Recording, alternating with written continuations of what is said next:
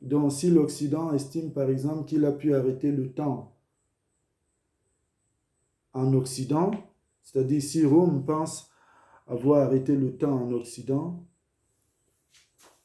mais en effet, le savoir, ce savoir va en Orient et revient par et rentre de nouveau en Occident par la Méditerranée.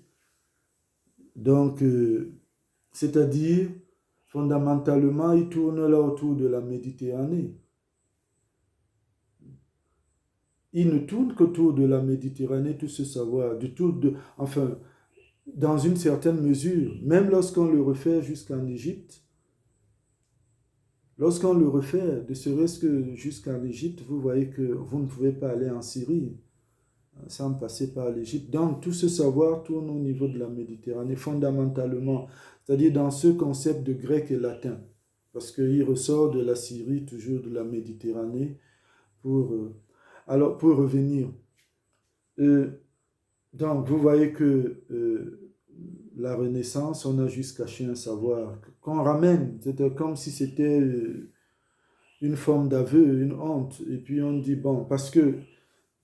mais plus tard, et quel est ce savoir et comment ce savoir revient? Il revient traduit dans une autre langue. Il revient traduit dans une autre langue. Et lorsqu'il revient traduit dans une autre langue, cette langue, c'est l'arabe. Parce que ce savoir, c'est-à-dire les Arabes, ou bien la langue arabe, va simplement réintroduire le grec et le latin en Espagne, mais en arabe. Et c'est ce qui explique qu'entre le 8e siècle et le 14e siècle, une bonne partie de l'Espagne s'exprimait en arabe, c'est-à-dire la poésie. Il y a même, comment le dit-on, il y a même à la fois énormément de substrats arabes enfin, dans le castillan, dans l'espagnol.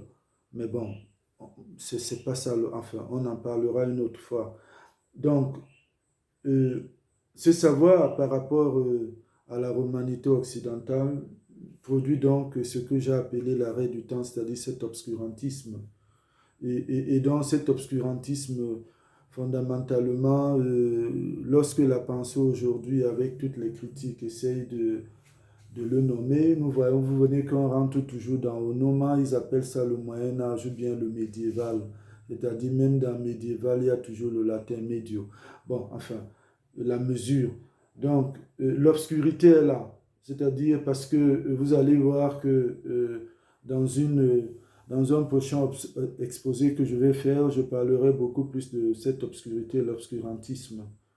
Donc, et finalement, après cette renaissance, vous voyez qu'ils n'ont rien d'autre que de proposer des lumières. Et, et là, vous réalisez donc que, en effet, on ne vous apporte véritablement pas de lumières parce que, euh, en définitive, lorsque moi, je réalise que j'ai pu savoir que les Grecs, pendant qu'ils étaient en difficulté, n'avaient de solution que traverser la Méditerranée pour venir chez Face Brûlée, trouver des réponses. Mais je me dis, mais c'est à partir du livre de Dante Alighieri, la Commedia Divina, que je découvre ça. Mais comment Dante finit-il sa Commedia Divina? Mais il finit la Commedia Divina par ces quelques mots. Oh, sole mio. Oh, sole mio.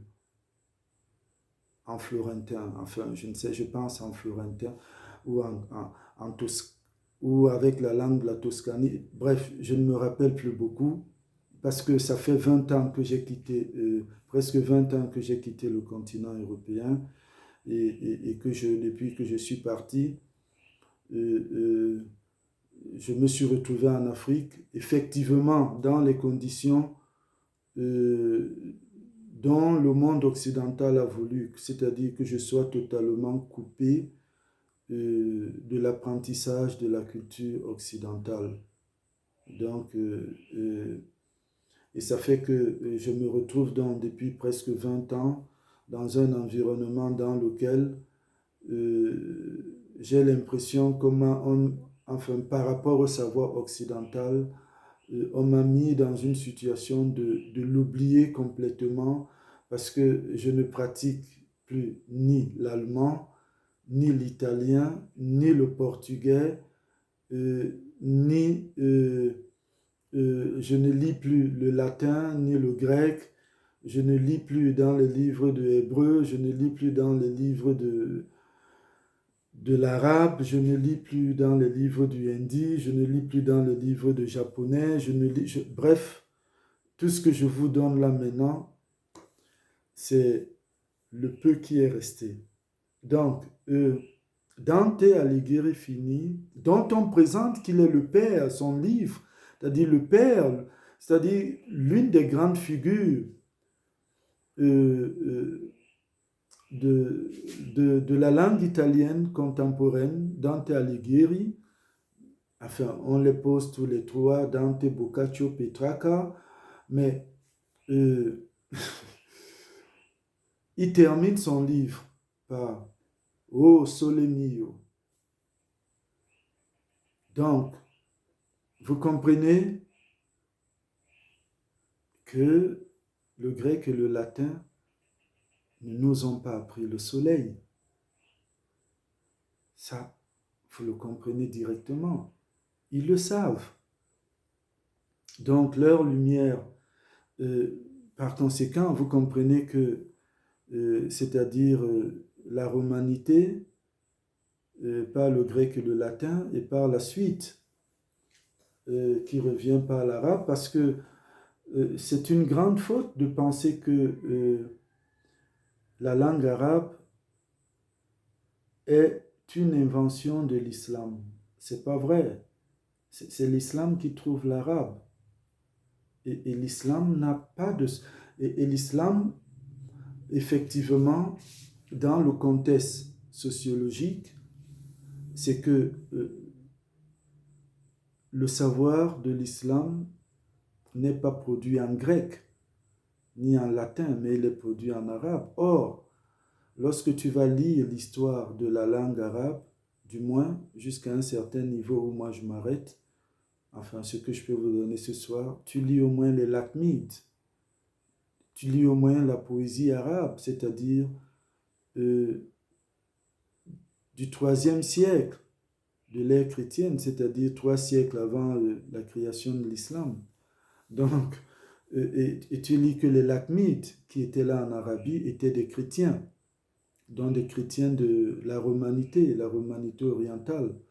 Donc, à ce niveau, effectivement, on comprend que le grec et le latin ni l'arabe, comme langue d'un véhicule de ces religions, ne nous ont pas apporté le soleil. Or, le soleil, c'est une culture, c'est un culte. Parce que, bon, Cassiopea, Kemet, etc. Je ne veux pas venir là-dessus aujourd'hui, mais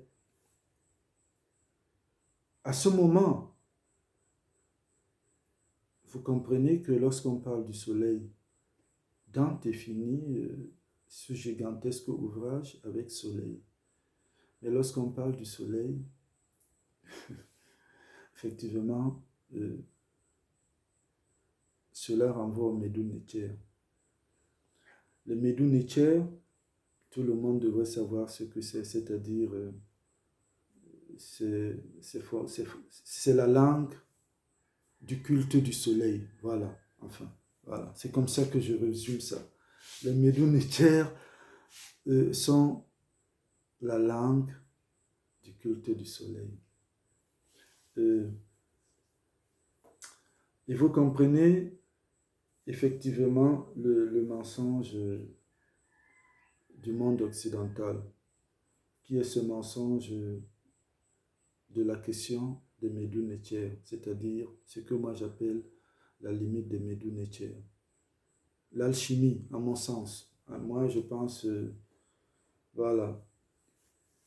Donc, et là, à ce moment, vous pensez au moins à à Günter Grass, qui a été Nobel de littérature en Allemagne. Et il faudrait bien que j'insiste sur une chose. J'évoque des faits historiques, des personnages en fonction des événements. Je ne choisis pas spécialement l'Allemagne parce que j'y ai vécu. Je pense que j'ai vécu en Angleterre aussi. Je passais du temps en Angleterre, en France, en Italie, en Espagne. Donc, voilà. Günter Grass, qui dit une chose à l'occasion d'un conflit en Orient entre les armées chrétiennes et les armées musulmanes. Enfin, c'est comme ça que je résume ça, c'est-à-dire le conflit entre les Américains et les Irakiens. Donc, au moment de ce conflit, Günter Grass dit une chose, Wir sind alle Gilgamesh. Or, Gilgamesh, c'est quoi? C'est toujours le problème des Médounétières, c'est-à-dire l'alchimie. Donc, vous vous rendez compte que l'alchimie ne peut pas arrêter la vie. Et vous vous rendez aussi compte que l'alchimie n'a pas été capable de mesurer tout le mouvement, tous les mouvements. Et lorsque vous essayez d'observer, vous voyez la symbolique du soleil par rapport à la culture pharaonique, mais c'est essentiellement de l'or. Et enfin, vous vous demandez, mais qu'est-ce qu'ils viennent finalement chercher en Afrique? Ou vous vous demandez, mais quand c'était difficile chez les Grecs, qu'est-ce qu'ils venaient chercher chez Face Brûlée? Mais vous vous rendez compte qu'en principe, c'est solémio, c'est-à-dire de l'or. Et en effet, lorsqu'ils traversent le fleuve, où vont-ils? Ils vont vers un port, une porte, la porta. Donc, mais vous comprenez par la suite que leur raisonnement, c'est-à-dire lorsqu'ils viennent chercher de l'or, dans leur raisonnement, pourquoi leur raisonnement est triché? C'est que la plupart, en effet, vous constatez que cet or, que certains appelleront peut-être de l'argent, est retourné uniquement pour des images qui sont terribles. Observez que la culture de l'or, l'humanité nègre n'a pas la même culture de l'or que l'Occident, ni l'Orient. Et ce n'est pas très difficile à démontrer. De toute façon, il y a une histoire sur le peuple Akan. Je ne peux pas parler de toute cette histoire, mais il paraît que le peuple Akan ne doit sa vie, qui est un peuple beaucoup plus dominé par la mer, ne doit sa vie qu'à la traversée d'un fleuve. Un enfant qui arrive à traverser un fleuve. Mais,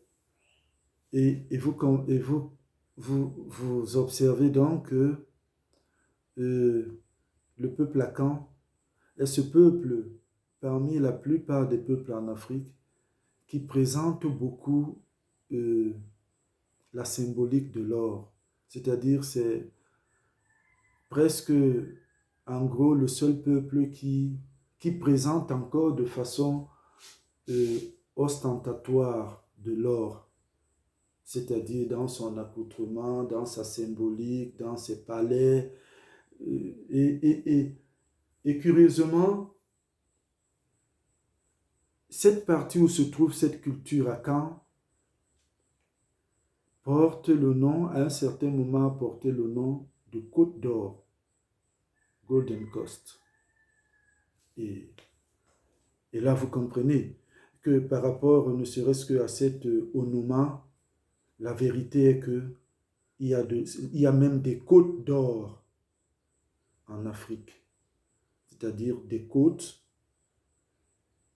sur lesquelles il n'y a que de l'or. C'est eux-mêmes qui le disent, c'est pas moi qui le dis. Et à ce moment, vous comprenez que l'Afrique, c'est un lieu où on vient toujours y chercher de l'or. Et vous comprenez le rapport entre la culture des Akans et la culture du culte du soleil. Parce que l'Occident ne présente pas beaucoup des sociétés qui s'exposent aussi grandement avec de l'or. Et plus tard, lorsqu'on a été ce que je suis, et qui a étudié justement cette philologie de l'hispanistique, et qui a eu le malheur, parce que moi j'ai eu le malheur, d'étudier même la réalité de la philologie de l'hispanistique dans la philologie de l'anglistique. C'est-à-dire en anglistique, on me fait un cours dans l'anglistique, mais on me donne une histoire en anglais qui se passe dans un système espagnol de Royal Hunt of the Sun. Celui qui a la possibilité de lire cette pièce de théâtre, qu'il la lise. The Royal Hunt of the Sun.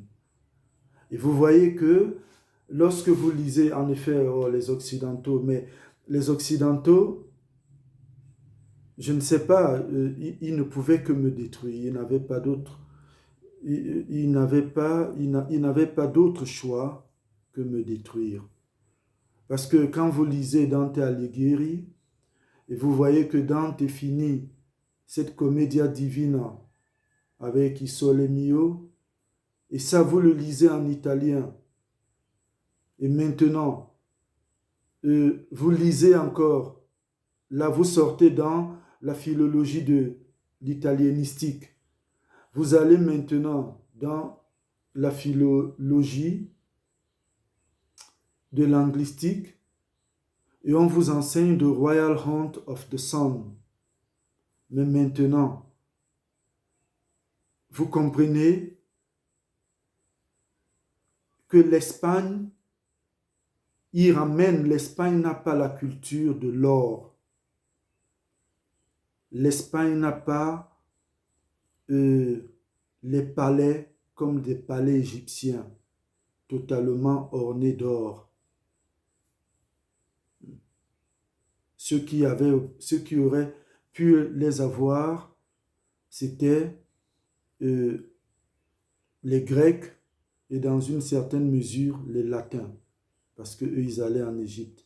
Ça fait donc que lorsque l'Espagne arrive, à mon sens, d'après ce que je lis, celui qui lit cette pièce de théâtre, il comprend The Royal Hunt of the Sun, et il comprend tout, il comprend tout.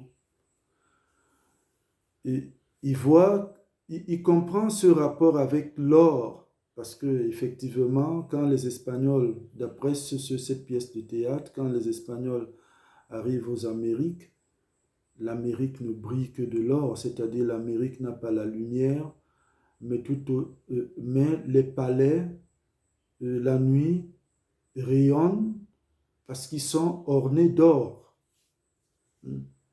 Et à ce moment, vous comprenez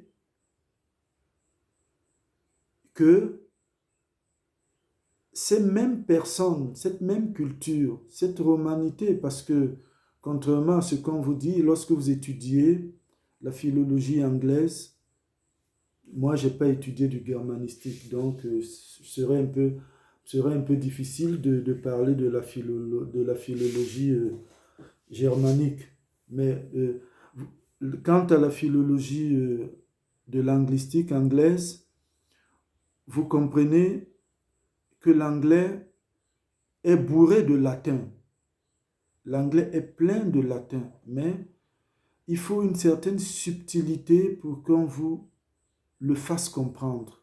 Autrement dit, vous allez même prononcer ces mots tous les jours, un peu comme Vous entendez les anglophones prononcer des mots tels que stadium, le stadium, le stadier, etc. Mais beaucoup, c'est-à-dire ceux qui sont, ceux qui vont dans les petites écoles, etc., qui va appeler son frère Flavius, qui va appeler son frère Cletus, etc., Cornelius.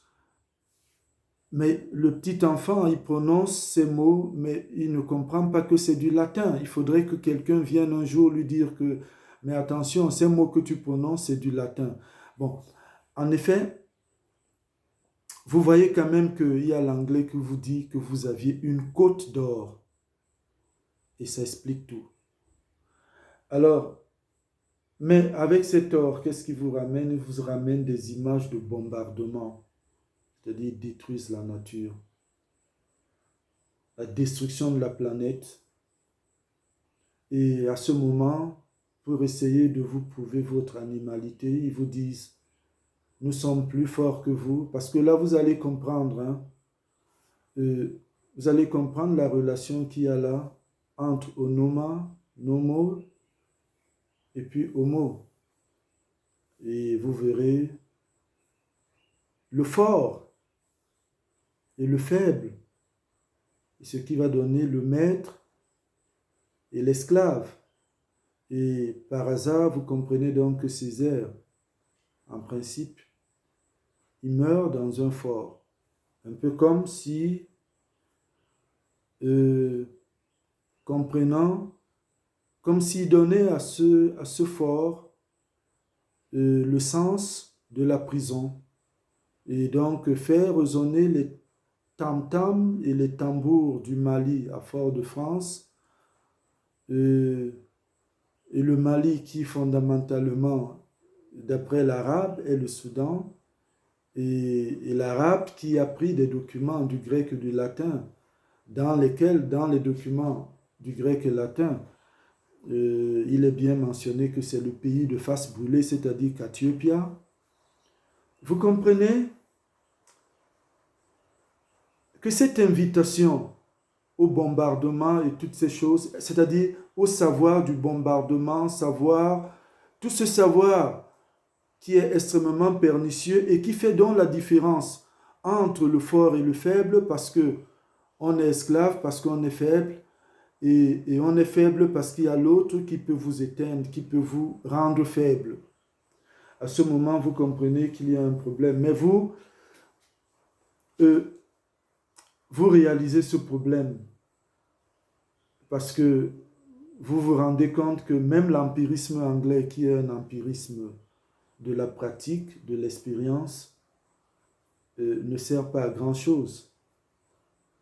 Parce que vous regardez ce vers quoi cet empirisme va et vous essayez de trouver les conséquences et vous avez une seule référence, c'est-à-dire de la conséquence et la matérialité de cette conséquence au sein de l'humanité nègre par des faits.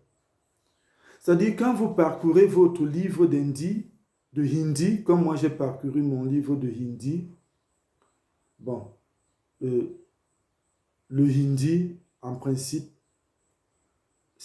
la différence, c'est l'écriture, parce que apparemment, c'est la même langue qui est parlée en Inde et au Pakistan, mais maintenant, il y a la différence au niveau des écritures, c'est-à-dire, d'un côté, cette langue est écrite maintenant avec la graphie arabe, et de l'autre côté, cette langue est écrite, si ce n'est avec la graphie du sanskrit, mais avec ce qui est considéré aujourd'hui comme la graphie du hindi. En effet, je ne peux pas présentement plonger dans le hindi. Il faudrait que je fasse ce que les Allemands appellent une Nachbildung. Nachbildung.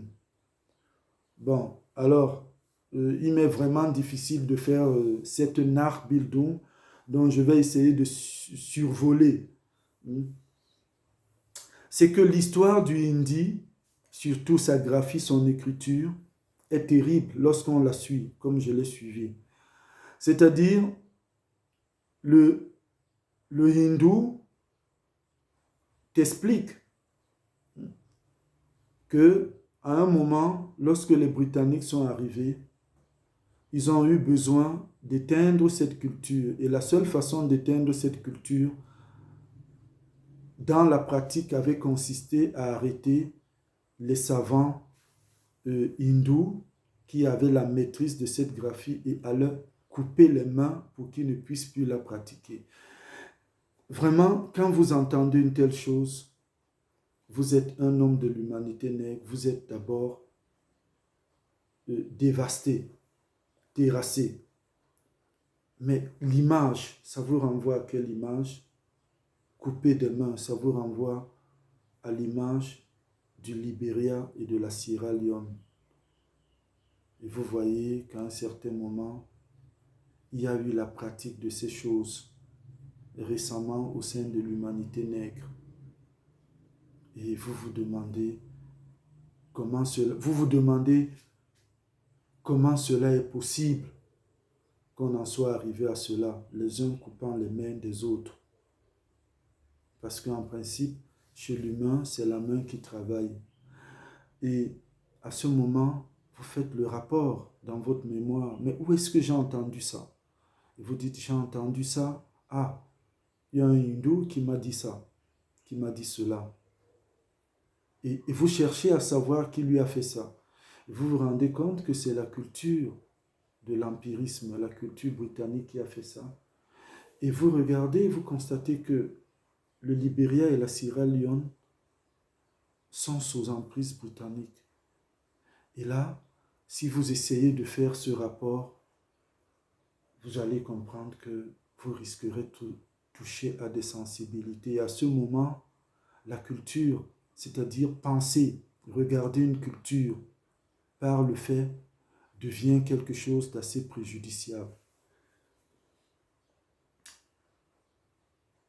Et dès cet instant, où vous aviez le sentiment suivant lequel, si vous essayez de faire ce rapport entre l'événement, le lieu et la culture, vous devenez quelqu'un exposé à la haine, mais effectivement, vous trouvez ce qui comporte le frein de la vie.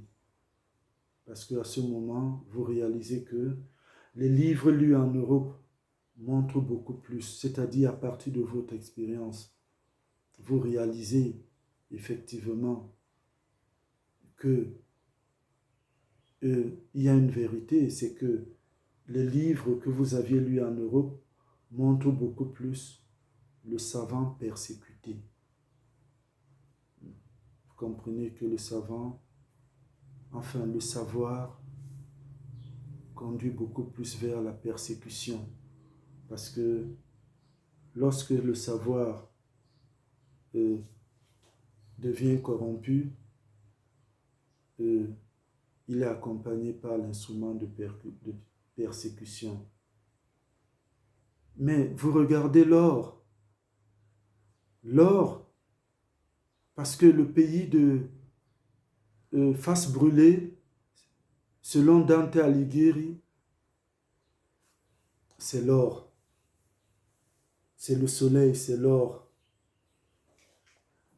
Mais vous voyez donc que dans cette dégradation de l'empirisme, parce que l'empirisme, effectivement, n'a pas pu dépasser le Médou-Nétière, la question de l'alchimie. Donc, dans le traitement du métal, il faut ramener, c'est-à-dire la valeur à l'argent, ce qui peut être commun. Et à ce moment, vous comprenez que vous comprenez l'économie en effet. Hein? Vous comprenez l'économie. Vous comprenez effectivement le grec lorsqu'il te parle d'économie. Il paraît qu'il a appelé ça éconoïme ou un truc de ce genre. Et là, vous avez écho, sa maison, et puis forcément, vous aviez nomo. Mais vous voyez donc dans une certaine mesure, lorsqu'on vous parle de nomo, on vous parle du partage. Le partage. Et plus tard, vous voyez que pour qu'il y ait partage, ils doivent commencer à mettre des lois. Et c'est là où vous voyez que certains vous diront que l'économie, c'est la loi de la maison. L'économie, c'est le partage de la maison. Mais vous comprenez qu'en définitive, le troc, l'échange, tout cela, effectivement, ne constitue pas ce qu'on appelle l'inchangeabilité, ce que moi je nomme l'inchangeabilité de l'humain. Et à ce titre, moi, je